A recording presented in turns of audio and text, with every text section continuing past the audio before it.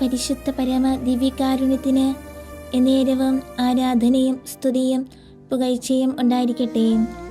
പരിശുദ്ധ പരമ ദിവ്യകാരുണ്യത്തിന് എന്നേരവും ആരാധനയും സ്തുതിയും പുകഴ്ചയും ഉണ്ടായിരിക്കട്ടെ. നിത്യസ്തുതിക്കേറ്റവും യോഗ്യമായ പരിശുദ്ധ പരമ ദിവ്യകാരുണ്യത്തിന് എന്നേരവും ആരാധനയും സ്തുതിയും പുകഴ്ചയും ഉണ്ടായിരിക്കട്ടെ. പിതാവും പുത്രനും പരിശുദ്ധാത്മാവുമായ ത്രിയേക ദൈവമേ, അങ്ങയുടെ തിരുസന്നിധിയിലായിരിക്കുമ്പോൾ ഞങ്ങളൊന്ന് ചേർന്ന് അങ്ങയെ ആരാധിക്കുന്നു, സ്തുതിക്കുന്നു, മഹത്വപ്പെടുത്തുന്നു. നല്ലവനായ കർത്താവേ, അങ്ങയുടെ പുനരുദ്ധാന അനുസ്മരണത്തിലൂടെ ഞങ്ങൾ കടന്നു പോകുമ്പോൾ ഞങ്ങൾ ഇനി പുതുഞ്ഞാലിലേക്ക് പ്രവേശിക്കാനായിട്ട് ഏറ്റവും അടുത്ത് ഒരുങ്ങിക്കൊണ്ടിരിക്കുന്ന അവസരമാണ്. ഈശോയെ, അങ്ങ് മാത്രമാണ് യഥാർത്ഥ സ്നേഹമെന്നും അങ്ങ് മാത്രമാണ് യഥാർത്ഥ സത്യമെന്നും അങ്ങ് മാത്രമാണ് യഥാർത്ഥ കരുണയെന്നുമൊക്കെ ഞങ്ങൾ തിരിച്ചറിയുകയാണ്. ഞങ്ങൾ വീണ്ടും വചനഭാഗത്തിലൂടെ കടന്നു പോകുമ്പോൾ വിശുദ്ധ യോഹന്നാന്റെ സുവിശേഷം 20-ാം അധ്യായം 11 മുതൽ 18 വരെയുള്ള ആ തിരുവചനത്തിൻ്റെ അനന്തശക്തി ഞങ്ങളെ നിറയ്ക്കണമേ എന്ന് ഞങ്ങൾ പ്രാർത്ഥിക്കുന്നു. അപ്പോഴും മറിയം കല്ലറയ്ക്ക് പുറത്ത് കരഞ്ഞുകൊണ്ട് നിന്നിരുന്നു. കരയുന്നതിനിടയ്ക്ക് അവൾ കല്ലറയ്ക്കുള്ളിലേക്ക് നോക്കി. ഈശോയുടെ ശരീരം വെച്ച സ്ഥലത്ത് വെള്ള വസ്ത്രമണിഞ്ഞ 2 ദൈവദൂതന്മാർ, ഒരാൾ തലയ്ക്കിലും മറ്റേയാൾ കാൽക്കലുമായിരിക്കുന്നത് അവൾ കണ്ടു. അവർ അവളോട് ചോദിച്ചു, സ്ത്രീയെ, നീ എന്തിന് കരയുന്നു? അവൾ അവരോട് പറഞ്ഞു, അവർ എൻ്റെ കർത്താവിനെ എടുത്തുകൊണ്ടുപോയി. അവർ അവനെ എവിടെ വെച്ചു എന്ന് എനിക്ക് അറിഞ്ഞുകൂടാ. ഇത് പറഞ്ഞിട്ട് അവൾ പിന്നിലേക്ക് തിരിഞ്ഞപ്പോൾ ഈശോ നിൽക്കുന്നത് കണ്ടു. എന്നാൽ അത് ഈശോയാണെന്ന് മനസ്സിലായില്ല. ഈശോ അവളോട് ചോദിച്ചു, സ്ത്രീയെ, നീ എന്തിനാണ് കരയുന്നത്? ആരെയാണ് അന്വേഷിക്കുന്നത്? അത് തോട്ടക്കാരനാണെന്ന് വിചാരിച്ച് അവൾ അവനോട് പറഞ്ഞു, പ്രഭു, നീ അവനെ എടുത്തുകൊണ്ടുപോയെങ്കിൽ അവനെ എവിടെ വെച്ചുവെന്ന് എന്നോട് പറയുക, ഞാൻ പോയി അവനെ എടുത്തുകൊള്ളാം. മറിയം എന്ന് ഈശോ അവളെ വിളിച്ചു. അവൾ തിരിഞ്ഞ് ഗുരു എന്നർത്ഥമുള്ള റബ്ബൂനി എന്ന് ഹീബ്രുവിൽ അവനെ വിളിച്ചു. ഈശോ അവളോട് അരുളി ചെയ്തു, നീ എന്നെ സമീപിക്കരുത്, കാരണം ഞാൻ ഇതുവരെ എൻ്റെ പിതാവിൻ്റെ അടുക്കലേക്ക് ആരോഹണം ചെയ്തിട്ടില്ല.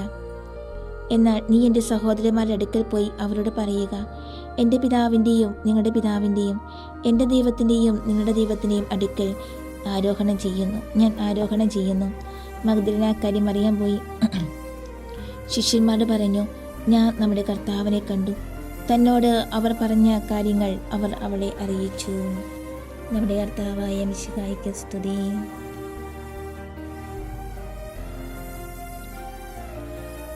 പുണ്യപരിപൂർണതയുള്ള യജ്ഞങ്ങളിൽ പരിപൂർണമായി ആത്മാർപ്പണം ചെയ്യാൻ ആവശ്യമായ അനുഗ്രഹങ്ങൾക്ക് വേണ്ടി നമുക്ക് ഈ നിമിഷമേ പ്രാർത്ഥിക്കാം.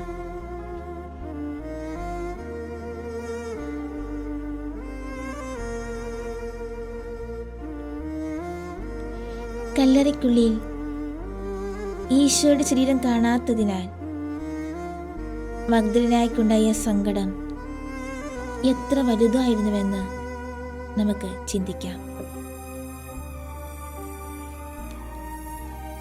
മാലാഖമാരുടെ ദർശനം അവളിൽ ആശ്ചര്യമോ ഭയമോ ഉളവാക്കിയില്ല, ആശ്വാസം നൽകിയുമില്ല. തീവ്രമായ ദുഃഖം അത്രയധികം അവളെ ഗ്രസിച്ചിരുന്നു.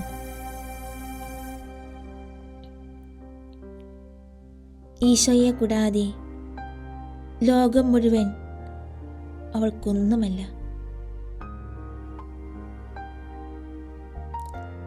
അത്രയ്ക്ക് നന്നായി ഈശോയെ അറിയുവാൻ അവൾ പഠിച്ചിരുന്നു. ഈശോയിൽ നിന്ന് അവൾക്ക് ലഭിച്ച അനുഗ്രഹങ്ങൾ വിവിധങ്ങളായിരുന്നു. അവളുടെ ആത്മാവിനെ രസിച്ചിരുന്ന പിശാചുക്കളെയെല്ലാം അവിടുന്ന് ബഹിഷ്കരിച്ചു. അവിടുത്തെ ജീവിത വിശുദ്ധിയും അവിടുത്തെ ദിവ്യോപദേശങ്ങളുടെ ശ്രേഷ്ഠതയും അവിടുത്തെ ഹൃദയത്തിൻ്റെ കാരുണ്യവായ്പും അവൾ നേരിട്ടറിഞ്ഞു. ആകയാൽ അവിടുത്തെ സാന്നിധ്യം എത്ര വലിയ നിധിയാണെന്ന് അവൾ ഗ്രഹിച്ചിരുന്നു. അവിടുത്തെ വീട് കണ്ടെത്താതെ അവൾക്ക് വിശ്രമമോ സ്വസ്ഥതയോ ഉണ്ടാകുകയില്ല. ഈശോയെ ശരിക്കറിയാത്തതിനാലാണ് നാം വളരെ വേഗം പാപത്തിന് അടിമപ്പെടുന്നതും അവിടുത്തെ സഖ്യം നേടാൻ ശ്രമിക്കാത്തതും.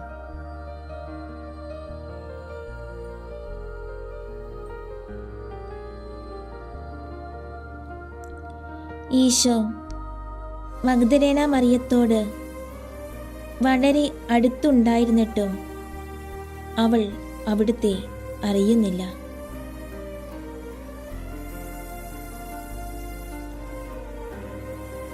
അവളുടെ ഹൃദയ വികാരങ്ങൾ കാണുന്നതിൽ ഈശോ സന്തോഷിച്ചതും അവളുടെ ഹൃദയ അഭിലാഷത്തിൻ്റെ തീഷ്ണത വർദ്ധിപ്പിക്കാൻ ആഗ്രഹിച്ചതും നമുക്ക് ശ്രദ്ധിക്കാം.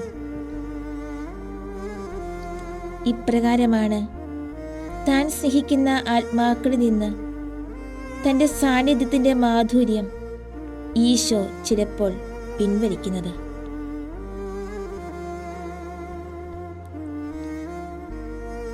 അവിടുന്ന് അവരോട് കൂടെ തന്നെ വസിക്കുന്നുണ്ടെങ്കിലും അല്പകാലത്തേക്ക് ആധ്യാത്മികമായ പരിത്യക്ത അവസ്ഥയ്ക്ക് അവരെ ഇരയാക്കുന്നു.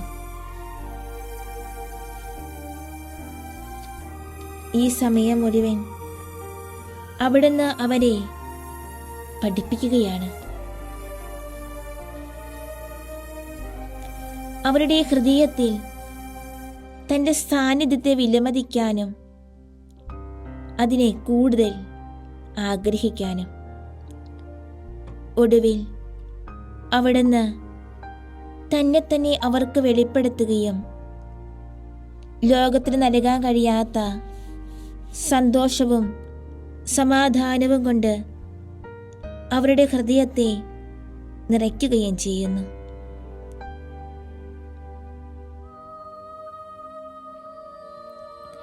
ദൈവം എപ്പോഴെങ്കിലും നിന്നെ ഇപ്രകാരം പരീക്ഷിക്കുന്നുണ്ടെങ്കിൽ ഈ പരിചിന്തനങ്ങൾ നിങ്ങൾക്കോരോരുത്തർക്കും എനിക്കും നിങ്ങൾക്കും എല്ലാം ശക്തിയും ആശ്വാസവും പകരട്ടെ.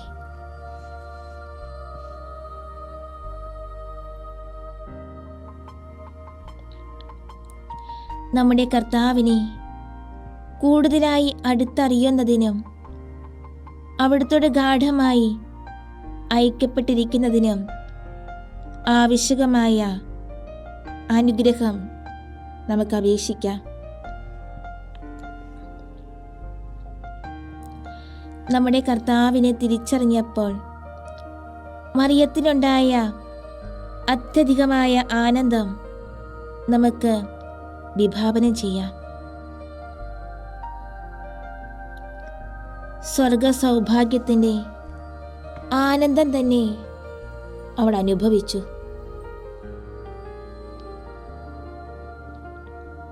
ഒരു നിമിഷം കൊണ്ട് അവളുടെ ദുഃഖം മുഴുവൻ അപ്രത്യക്ഷമായി.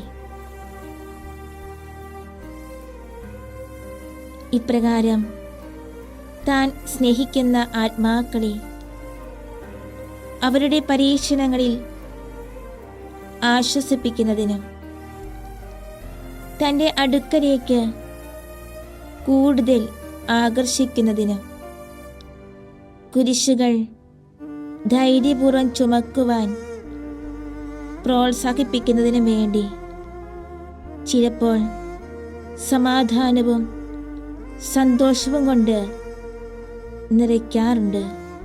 ഇപ്രകാരമുള്ള അസാധാരണ ആനുകൂല്യങ്ങൾ നേടാൻ ആഗ്രഹിക്കുന്നെങ്കിൽ നമ്മൾ ഓരോരുത്തരും മഗ്ദലേനായെ പോലെ ഈശോയോടുകൂടെ കാൽവരി മല വരെ വിശ്വസ്തരായി പോകണം. അതായത് ഞാൻ ഉദാസീനനോ വഴിയിൽ വച്ചുണ്ടാകുന്ന അപകടങ്ങൾ നിമിത്തം ഭഗ്നാശനോ ആയിത്തീരാതെ എന്നെ തൻ്റെ ശുശ്രൂഷയ്ക്കായി വിളിച്ച അവിടുന്ന് വിനീതവും അചഞ്ചലവുമായ പ്രത്യാശ അർപ്പിച്ചുകൊണ്ട് ധൈര്യപൂർവം നമ്മൾ യാത്ര തുടരണം. ഈശോയുടെ കാൽക്കൽ വീണുകൊണ്ട് മഗ്ദലന മറിയം പറഞ്ഞ റബ്ബോനി അല്ലെങ്കിൽ ഗുരു എന്ന ഒറ്റ വാക്കിൽ തൻ്റെ ഹൃദയത്തെ കീഴടക്കിയ വികാരങ്ങൾ ആശ്ചര്യത്തിൻ്റെയും ബഹുമാനത്തിൻ്റെയും സന്തോഷത്തിൻ്റെയും കൃതജ്ഞതയുടെയും സ്നേഹത്തിൻ്റെയും വികാരങ്ങൾ എല്ലാം പ്രകടിപ്പിക്കുന്നത് നമുക്ക് ശ്രദ്ധിക്കാം. ഉദ്ധാനം ചെയ്ത രക്ഷകനോട് അതേ വികാരങ്ങൾ നമ്മുടെ ഹൃദയത്തിൽ ഉദിപ്പിക്കാൻ പരിശ്രമിക്കാം.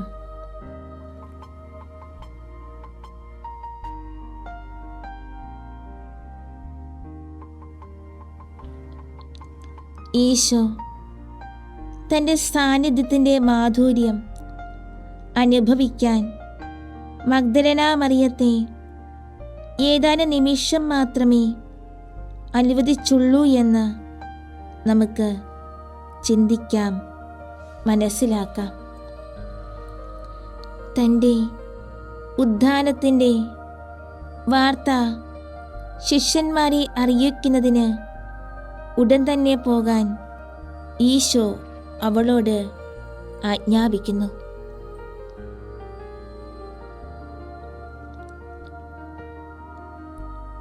ഇപ്രകാരമുള്ള അമൂല്യ നിമിഷങ്ങൾ വിശുദ്ധർക്ക് വല്ലപ്പോഴും അല്പസമയത്തേക്ക് മാത്രം അവിടുന്ന് നൽകുന്നു. അത് തങ്ങളുടെ കുരിശുകളെ ധൈര്യപൂർവം വഹിക്കുവാൻ അവർക്ക് ശക്തി പ്രദാനം ചെയ്യുന്നതിനും ഒരിക്കലും അവസാനിക്കാത്ത സ്വർഗഭാഗ്യം നേടാൻ സഹായിക്കുന്നതിനും വേണ്ടിയാകുന്നു. ഈശോ തൻ്റെ ദിവ്യ സാന്നിധ്യത്തിൻ്റെ മാധുര്യം ചിലപ്പോൾ ഏതെങ്കിലും അളവിൽ നമുക്ക് നൽകാൻ തീരുമാനമാകുന്നെങ്കിൽ അത് നമ്മുടെ ഔദാര്യപൂർവകമായ കൃത്യനിർവഹണത്തിലും അത് ആവശ്യപ്പെടുന്ന ആത്മപരിത്യാഗത്തിലും നമ്മെ സഹായിക്കാനും പ്രോത്സാഹിപ്പിക്കാനും വേണ്ടിയാണ്.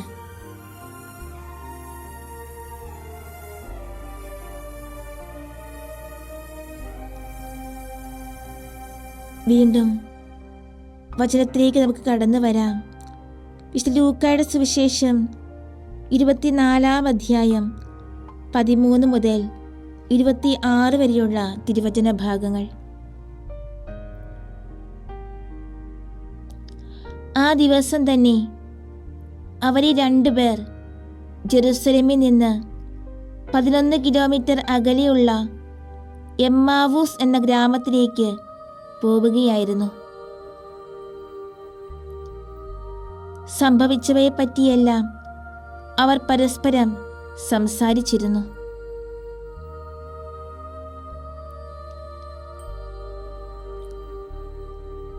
അവർ സംസാരിച്ചും ചർച്ച ചെയ്തും പോകവേ ഈശോ അടുത്തു ചെന്ന് അവരോട് കൂടെ നടന്നു.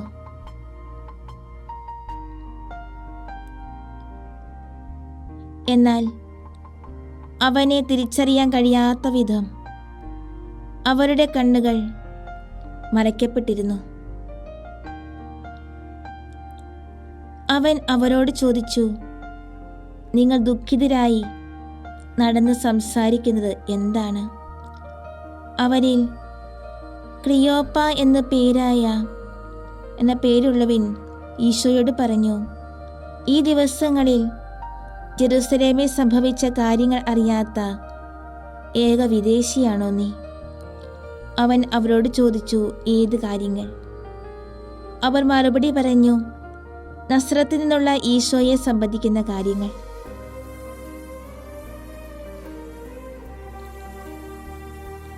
അവർ ദൈവത്തിൻ്റെയും സകല ജനങ്ങളുടെയും മുമ്പിൽ വാക്കിലും പ്രവൃത്തിയിലും ശക്തനായ പ്രവാചകനായിരുന്നു.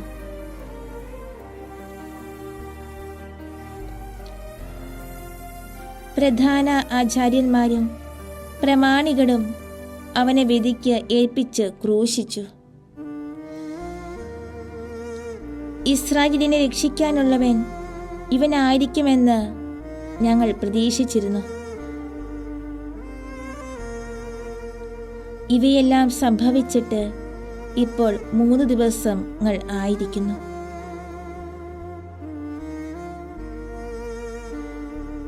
കൂടാതെ ഞങ്ങളുടെ കൂട്ടത്തിലെ ചില സ്ത്രീകൾ ഞങ്ങളെ വിസ്മയിപ്പിച്ചിരിക്കുന്നു.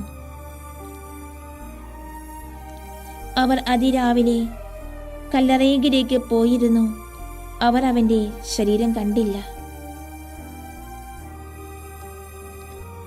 അവർ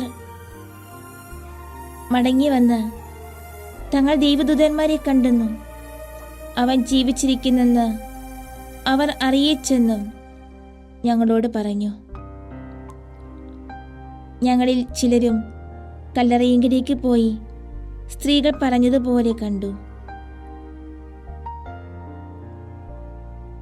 അവരും അവനെ കണ്ടില്ല.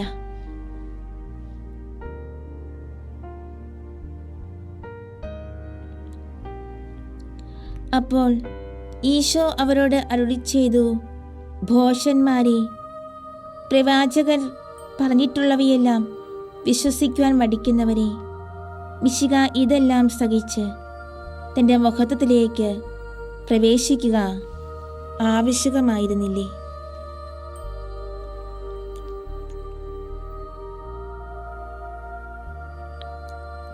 ദൈവപരിപാലനയിൽ പരിപൂർണ വിശ്വാസം അർപ്പിക്കാൻ നമുക്ക് അനുഗ്രഹം അപേക്ഷിക്കാം.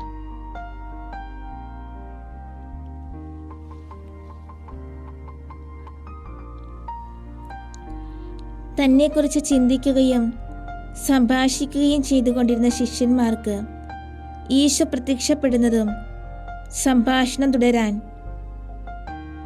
അവരെ തൻ്റെ ചോദ്യങ്ങൾ കൊണ്ട് പ്രോത്സാഹിപ്പിക്കുന്നതും നമുക്ക് ശ്രദ്ധിക്കാം.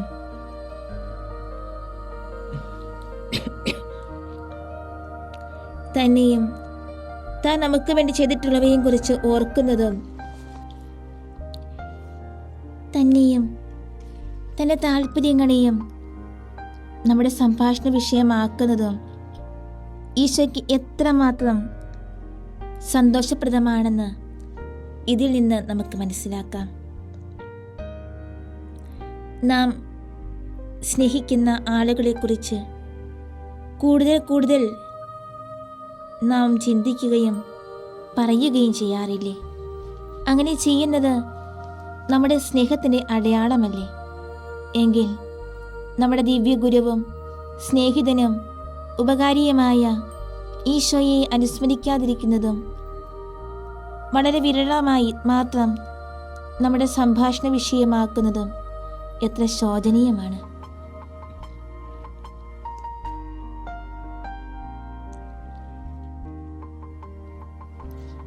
ആ 2 ശിഷ്യന്മാർക്കും സങ്കടവും പ്രയാസവും ഉണ്ടാക്കിയ എന്താണെന്ന് പരിശോധിക്കാം. അത് അവരുടെ വിശ്വാസത്തിൻ്റെയും പ്രത്യാശയുടെയും കുറവായിരുന്നു. വിശുദ്ധ ലിഖിതങ്ങളിൽ നിന്നും ഈശോയിൽ നിന്ന് നേരിട്ട് തന്നെയും രക്ഷകൻ ക്രൂശിക്കപ്പെടുമെന്നും 3-ാം ദിവസം ഉയർത്തെഴുന്നേൽക്കുമെന്നും അവർ ഗ്രഹിച്ചിരുന്നു. അവിടുന്ന് വീണ്ടും ജീവനോടുകൂടി ആയിരിക്കുന്നുവെന്ന് ഭക്തസ്ത്രീകൾ സാക്ഷ്യപ്പെടുത്തുന്നത് അവർ കേട്ടു. ഇതെല്ലാം വിശ്വസിക്കുകയും ദൈവപരിപാലനയിൽ തങ്ങളുടെ പ്രത്യാശ നിക്ഷേപിക്കുകയും ചെയ്തിരുന്നെങ്കിൽ തങ്ങളുടെ ഈ പരീക്ഷണ സമയത്ത് അവർക്ക് എത്ര ധൈര്യവും ആശ്വാസവും ഉണ്ടാകുമായിരുന്നു. എന്നാൽ അവർ അസ്വസ്ഥരായിരുന്നു.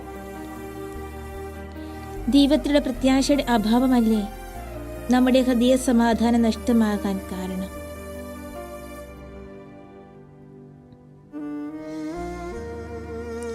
അവിടുന്ന് അവർണ്ണനീയമാംവിധം കൃപാലുവും വേഗിയും പ്രതാപവാനുമാണെന്നും നമ്മെ സശ്രദ്ധം വീക്ഷിക്കുകയും നമ്മുടെ ജീവിതത്തിലെ എല്ലാ സംഭവഗതികളിലും നമ്മെ നിരന്തരം നയിച്ചുകൊണ്ടിരിക്കുകയും ചെയ്യുന്ന സ്നേഹമേറിയ പിതാവാണെന്നും നമുക്കറിയാം.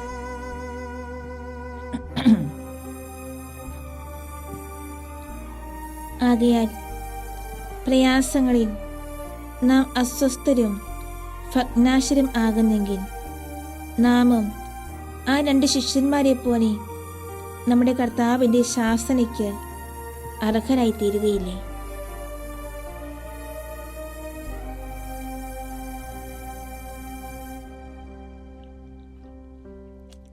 ആ 2 ശിഷ്യന്മാരും തങ്ങളുടെ കുറ്റവും അത് വിളിച്ചു വരുത്തിയ നീതിയുക്തമായ ശ്വാസനയും സ്വീകരിച്ചുകൊണ്ട് ഈശോയുടെ വിശദീകരണങ്ങളെ വിനയപൂർവ്വം ശ്രദ്ധിക്കുന്നത് നമുക്ക് കാണാം. അവർ അവിടുത്തോട് കൃതജ്ഞരായിരിക്കുകയും ഒരപരിചിതനെങ്കിലും അവിടുത്തെ തങ്ങളോടുകൂടെ താമസിപ്പിച്ച് അവിടുത്തെ പക്കൽ നിന്ന് കൂടുതൽ കേൾക്കാൻ ആഗ്രഹിക്കുകയും ചെയ്തു.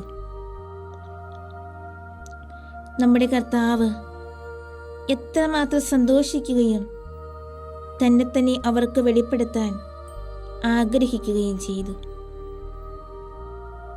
നമ്മുടെ മേലധികാരികൾ നമ്മുടെ തെറ്റ് തിരുത്തുമ്പോൾ ഇതേ മനോഭാവത്തോടെ നാം അത് സ്വീകരിക്കുന്നെങ്കിൽ നമ്മുടെ കർത്താവ് എത്ര വേഗം നമ്മുടെ തെറ്റുകൾ ക്ഷമിക്കും. നമ്മുടെ വിനയം എത്രയേറെ അനുഗ്രഹങ്ങൾ നമ്മിലേക്ക് ക്ഷണിച്ചു വരുത്തും.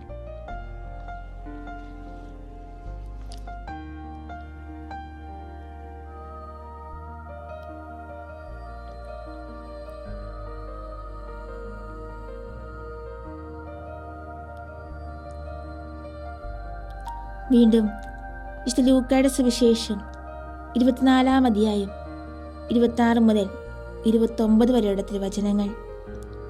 മിശിഹ ഇതെല്ലാം സഹിച്ച് തൻ്റെ മഹത്വത്തിലേക്ക് പ്രവേശിക്കുക ആവശ്യകമായിരുന്നില്ലേ?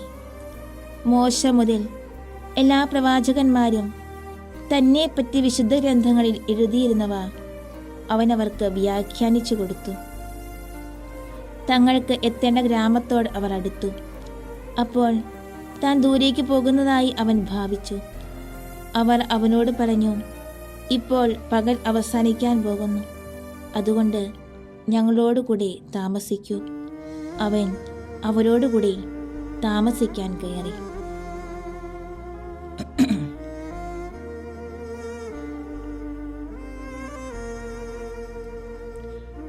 ദൈവവചനത്തെപ്പറ്റി വലിയ ആദരവും അത് ശരിയായി ഗ്രഹിക്കുന്നതിന് തീവ്രമായ ആഗ്രഹവും അത് അനുശാസിക്കുന്ന കാര്യങ്ങൾ പ്രവൃത്തിയിലാക്കാൻ സ്ഥിരനിശ്ചയവും നമ്മുടെ ഹൃദയത്തിൽ ഉളവാക്കാൻ കർത്താവിനോട് നമുക്ക് വിനയപൂർവ്വം പ്രാർത്ഥിക്കാം.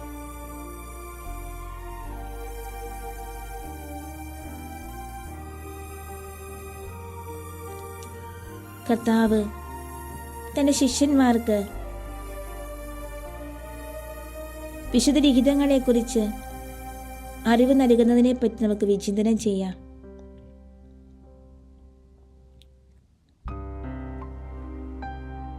അവ വഴി തൻ്റെ വിജ്ഞാനത്തിൻ്റെ അമൂല്യനിധികൾ മനുഷ്യവർഗത്തിന് വെളിപ്പെടുത്താൻ ദൈവം ആഗ്രഹിക്കുന്നു. ആകയാൽ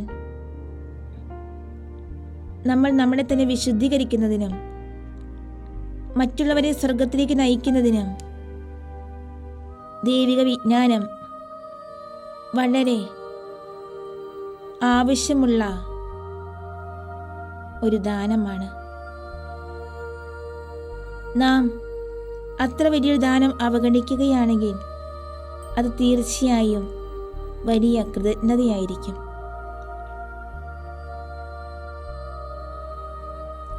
അതിനാൽ സഭയുടെ അപ്രമാദമായ മാർഗനിർദ്ദേശങ്ങൾക്ക് വിധേയരായി ദൈവവചനം ഗ്രഹിക്കുന്നതിനും അതിൽ അവഗാഹം നേടുന്നതിനും നമുക്ക് നമ്മെ തന്നെ സമർപ്പിക്കാം.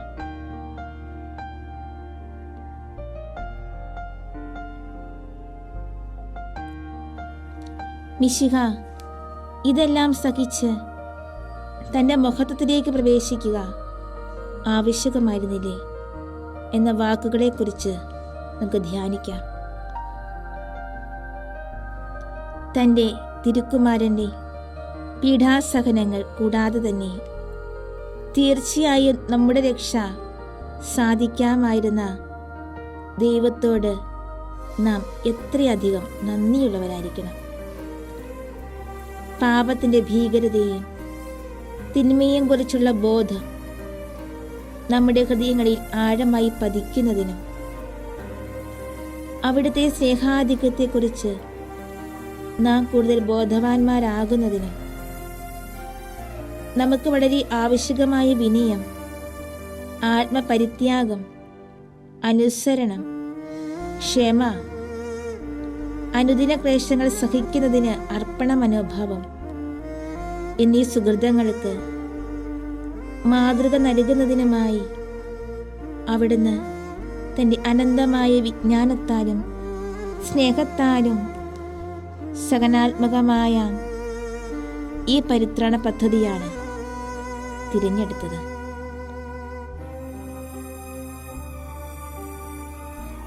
ദൈവത്തിൻ്റെ സ്നേഹാതിരേകത്തിൽ നിന്ന് പ്രയോജനമെടുക്കാൻ ദൃഢനിശ്ചയം ചെയ്യാം.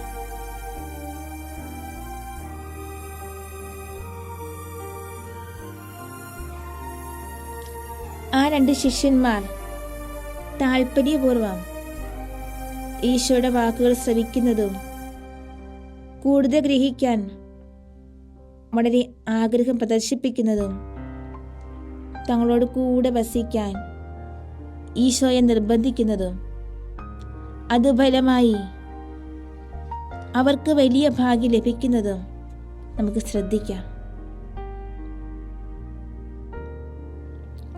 ദൈവവചനം എത്ര അമൂല്യദാനമാണെന്ന് നാം ഗ്രഹിച്ചിരുന്നെങ്കിൽ വിനീത ഹൃദയത്തോടും വിധേയത്വത്തോടും കൂടി സ്വീകരിക്കുന്നവർക്ക് അത് സുഹൃത അഭ്യാസത്തിനും വിശുദ്ധിക്കും പ്രാഭവമേറിയ മാർഗമാണെന്ന് ഗ്രഹിച്ചിരുന്നെങ്കിൽ നാം അത് ശ്രവിക്കുവാനും ഹൃദയസ്ഥമാക്കുവാനും മാത്രമല്ല, അത് നൽകുന്ന പാഠങ്ങൾ ജീവിതത്തെ പകർത്തുവാനും അതീവ ജാഗരൂകർ ആകുമായിരുന്നു. അങ്ങനെ കർത്താവിനോട് ഗാഢ സൗഹൃദം സമ്പാദിക്കുകയും അവിടെ നിന്ന് വിശുദ്ധിയുടെ വിദ്യ അഭ്യസിക്കുകയും ചെയ്യുമായിരുന്നു.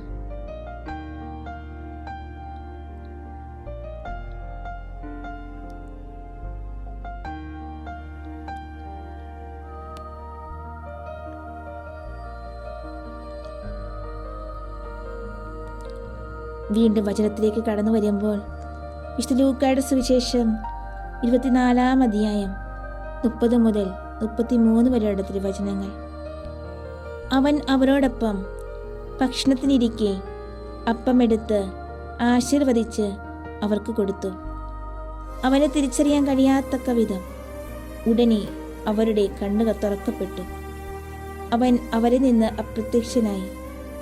അപ്പോൾ അവർ പരസ്പരം പറഞ്ഞു, അവൻ വഴി വെച്ച് നമ്മോട് സംസാരിക്കുകയും വിശുദ്ധ ലിഖിതങ്ങൾ വ്യാഖ്യാനിച്ചു തരികയും ചെയ്തപ്പോൾ നമ്മുടെ ഹൃദയം ജ്വലിച്ചുകൊണ്ടിരുന്നില്ലേ?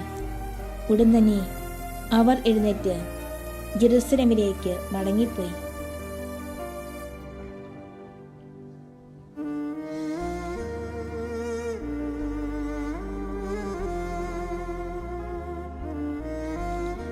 ഈശോയുടെ നേർക്ക് നിർവ്യാജമായ സ്നേഹമുണ്ടാകാൻ അനുഗ്രഹം അപേക്ഷിക്കാം.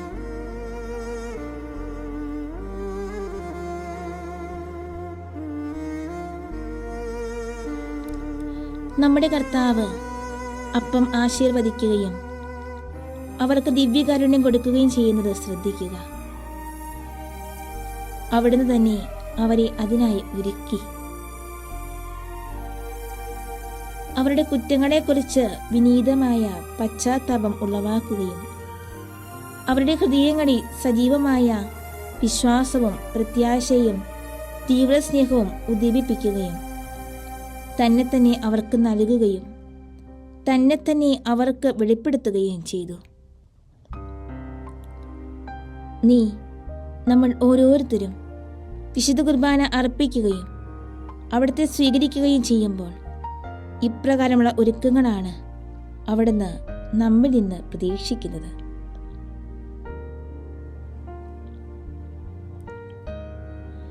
നാം അവ ആഗ്രഹിക്കുകയും അവയ്ക്കായി പ്രാർത്ഥിക്കുകയും നമ്മുടെ ഹൃദയത്തെ അവിടുത്തെ പ്രബോധനങ്ങൾക്കായി തുറന്നു കൊടുക്കുകയും ചെയ്താൽ എമ്മാവൂസിലെ ശിഷ്യർക്ക് നൽകിയ അനുഗ്രഹങ്ങൾ അവിടുന്ന് നമുക്കും തരും.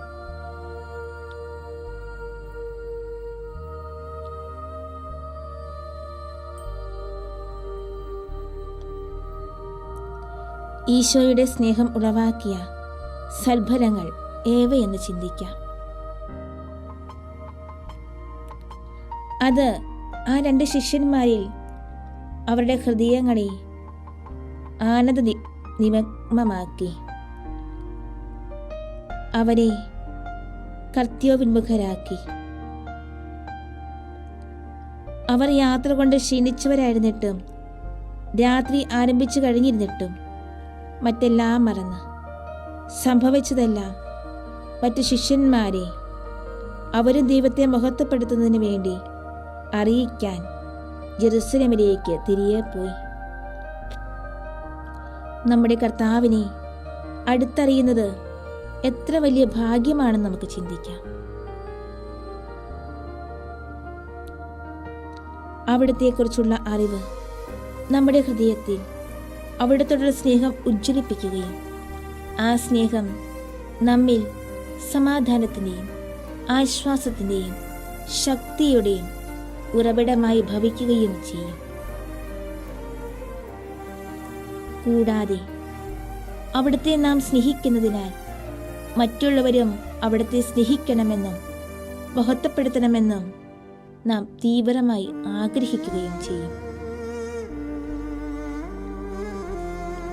ഇത് അവിടത്തേക്ക് വേണ്ടി വളരെ തീഷ്ണതയോടെ ജോലി ചെയ്യാനും അവിടുത്തെ മഹത്വത്തിനായി നമ്മെ തന്നെ പൂർണ്ണമായി സമർപ്പിക്കാനും അവിടുത്തെ അറിയാത്തവർക്ക്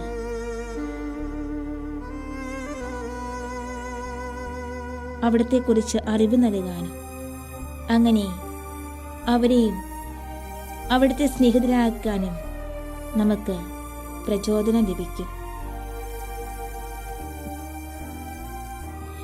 ആ 2 ശിഷ്യന്മാരുടെ കണ്ണുകളെ തുറന്നതും യാത്രയിൽ നമ്മുടെ കർത്താവ് ചെയ്ത പ്രഭാഷണം അവരുടെ ഹൃദയത്തിൽ കൊളുത്തിയ അഗ്നി ആളിക്കത്താൻ സഹായിച്ചതും ദിവ്യകാരുണ്യ സ്വീകരണമാണ്. നാമും ദൈവസ്നേഹവും ആത്മാക്കളുടെ രക്ഷയ്ക്ക് വേണ്ടിയുള്ള തീഷ്ണതയും സമ്പാദിക്കേണ്ടത് നമ്മുടെ ഭക്തിപൂർവകമായ ബലിയർപ്പണത്തിലും സ്നേഹാന്വിതമായ ദിവ്യകാരുണ്യ സ്വീകരണത്തിലും നിന്നാണ്. ശക്തിയുക്തമായ ഈ മാർഗങ്ങളെ കഴിയുന്നിടത്തോളം താൽപര്യപൂർവ്വം പ്രയോജനപ്പെടുത്താനായിട്ട് നമുക്ക് ആഗ്രഹിക്കാം, പ്രാർത്ഥിക്കാം.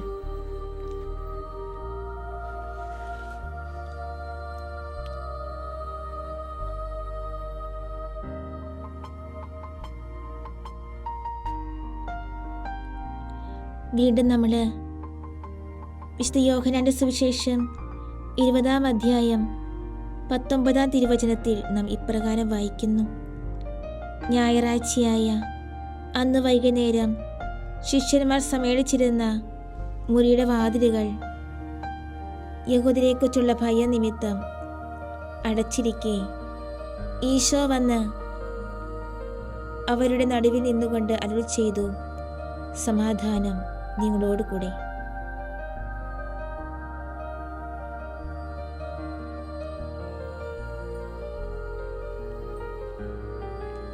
ഈശോയെ കൂടുതൽ സ്നേഹിക്കുന്നതിനും അവിടുന്ന് പൂർണ്ണമായി പ്രത്യാശ അർപ്പിക്കുന്നതിനുമായി അവിടുത്തെ കൂടുതൽ അറിയുവാൻ ആഗ്രഹം അപേക്ഷിക്കാം.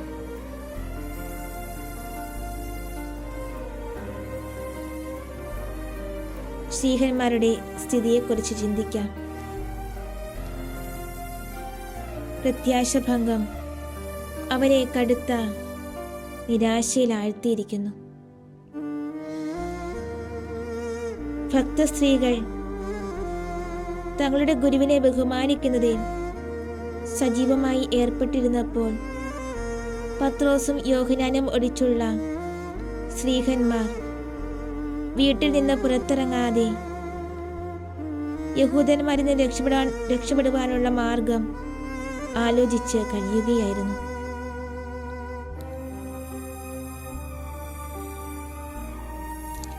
അവർ നമ്മുടെ കർത്താവിനെ അത്യധികമായി സ്നേഹിച്ചിരുന്നു. എന്നാൽ ഇപ്പോൾ അവരുടെ സ്നേഹം മരവിച്ചതുപോലെ ആയിരിക്കുന്നു. കണ്ടാലും പ്രത്യാശാരാഹിത്യത്തിൻ്റെ ലജ്ജാവഹമായ അവസ്ഥ. നമ്മുടെ കർത്താവിൻ്റെ പ്രതാപത്തിൻ്റെയും അധികാരത്തിൻ്റെയും വിജ്ഞാനത്തിൻ്റെയും സ്നേഹത്തിൻ്റെയും തെളിവുകൾ ധാരാളം അവർക്ക് ലഭിച്ചിരുന്നു. തൻ്റെ പീഡാസഹനത്തെയും ഉദ്ധാനത്തെയും കുറിച്ച് അവിടുന്ന് ചെയ്ത പ്രവചനങ്ങൾ അവർ കേട്ടിരുന്നു. എന്നാൽ ഇപ്പോൾ എല്ലാം വിസ്മരിച്ചിട്ട് തങ്ങളുടെ സുരക്ഷിതത്വത്തെക്കുറിച്ച് മാത്രമാണ് അവർക്ക് ചിന്ത.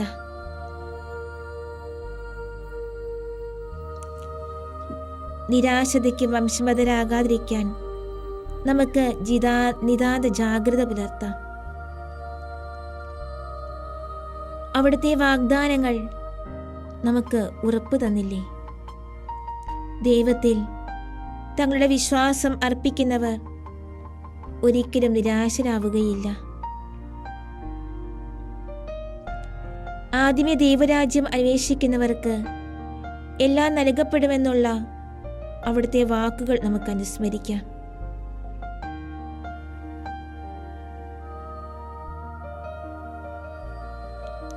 ശ്രീഹന്മാർക്ക് ഈശോ വളരെ താമസിച്ച് മാത്രമാണ് പ്രത്യക്ഷനാകുന്നത് എന്ന് നമുക്ക് ശ്രദ്ധിക്കാം. തന്നോട് ഉദാരമായ സ്നേഹം പ്രകടിപ്പിച്ച ഭക്ത സ്ത്രീകൾക്ക് അവിടുന്ന് പ്രത്യക്ഷനായി തന്നെ സ്വന്തമാക്കണമെന്ന് കരുതിയ മഗ്ദലന മറിയത്തിന് അവിടുന്ന് ദർശനമരുളി.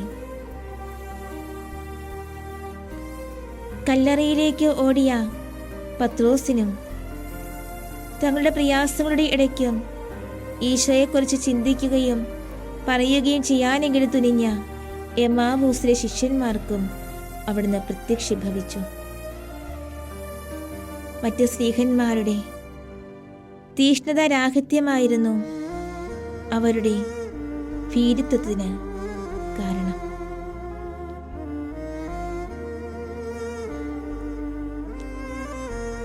അവരുടെ വിശ്വാസക്കുറവും സ്വന്തം സുരക്ഷിതത്വത്തെക്കുറിച്ചുള്ള അമിതമായ ഔത്സുക്യവും നിമിത്തമത്രേ അവരുടെ അടുക്കലേക്ക് വരാൻ അവിടുന്ന് താമസിച്ചത്. ഇതേ കുറ്റങ്ങൾ ഈശോയെ കൂടുതൽ അറിയുന്നതിൽ നിന്ന് നമ്മെ തടഞ്ഞു നിർത്താതിരിക്കുന്നതിന് നമുക്ക് ശ്രദ്ധിക്കാം. തീഷ്ണമതികടന്ന് നമ്മൾ വിചാരിക്കുന്നവരേക്കാൾ വളരെ കുറച്ചു മാത്രം അനുഗ്രഹങ്ങൾ സ്വീകരിച്ചവർ അവിടുത്തെ അറിയുന്നതിലും സ്നേഹിക്കുന്നതിലും നമ്മെ മറികടക്കുന്നത് നമുക്ക് എത്ര ലജ്ജാകരമാണ്.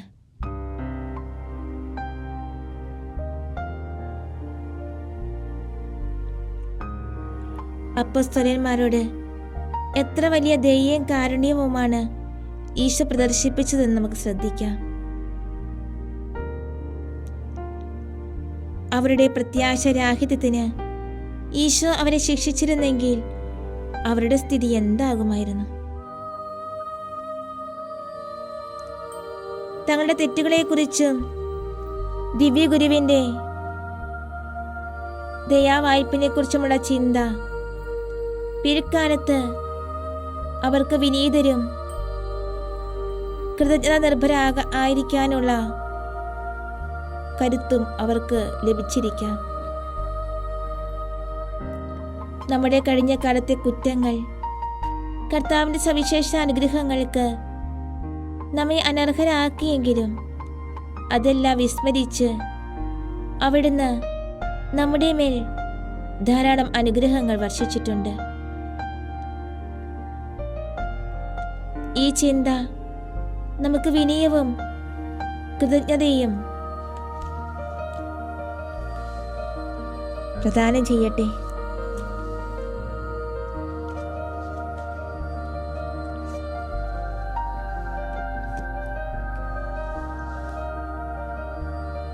ഈശോയെ, അങ്ങയുടെ തിരുസന്നിധി ഞങ്ങളായിരിക്കുമ്പോൾ ഈ 1 മണിക്കൂർ സമയം അങ്ങയുടെ കൂടിയായിരുന്നു കൊണ്ട് അങ്ങയെ അടുത്തനുഗമിക്കുവാൻ ഞങ്ങളെ അനുഗ്രഹിച്ചതിനെ ഓർത്ത് നന്ദി പറയുന്നു.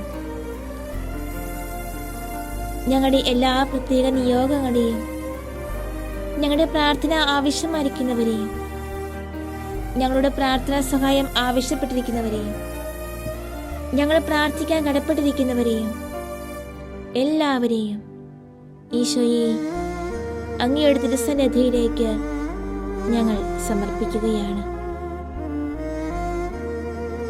അനുഗ്രഹത്തിൻ്റെയും ദയയുടെയും കാരുണ്യത്തിൻ്റെയും സ്നേഹത്തിൻ്റെയും ഒക്കെ ഉറവിടമായ അങ്ങേ ഞങ്ങൾ പ്രത്യാശ അർപ്പിക്കുന്നു.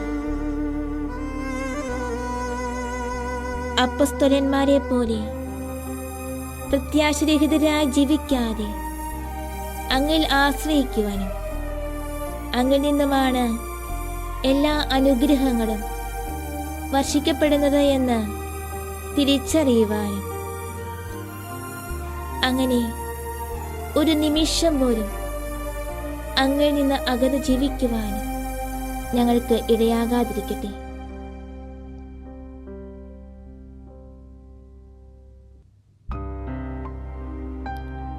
ഓ നല്ല ദൈവമേ, ഞങ്ങളുടെ മാതാപിതാക്കളെയും സഹോദരങ്ങളെയും ബന്ധുമിത്രാദികളെയും ജീവിത പങ്കാളികളെയും മക്കളെയും ഞങ്ങളുടെ ജീവിതവുമായി ബന്ധപ്പെട്ട എല്ലാവരെയും എല്ലാ വൈദികരെയും സമർപ്പിതരെയും അൽമായ പ്രേക്ഷിതരെയും വൈദിക സന്യാസാർത്ഥിനികളെയും എല്ലാം അങ്ങേക്ക് സമർപ്പിക്കുന്നു. ഏറ്റവും പ്രത്യേകമായി ഞങ്ങളുടെ പരിശുദ്ധ പിതാവ് ഫ്രാൻസിസ് പാപ്പായെ ഞങ്ങൾ നന്ദിയോടെ ഓർക്കുന്നു. ഇന്ന് പാപ്പ ഈ ലോകത്തോട് വിട പറഞ്ഞിരിക്കുമ്പോൾ ഈശോയെ, എത്ര വലിയ അനുഗ്രഹദായകമായ ജീവിതമാണ് പാപ്പ ഈ ഭൂമി നയിച്ചതെന്ന് ഞങ്ങൾ നന്ദിയോടെ ഓർക്കുന്നു. ആ അനുഗ്രഹീത ജീവിതത്തിലൂടെ അങ്ങ് ഞങ്ങളിലേക്ക് ചൊരിഞ്ഞ എല്ലാ അനുഗ്രഹങ്ങളെയും ഓർത്ത് നന്ദി പറയുന്നു.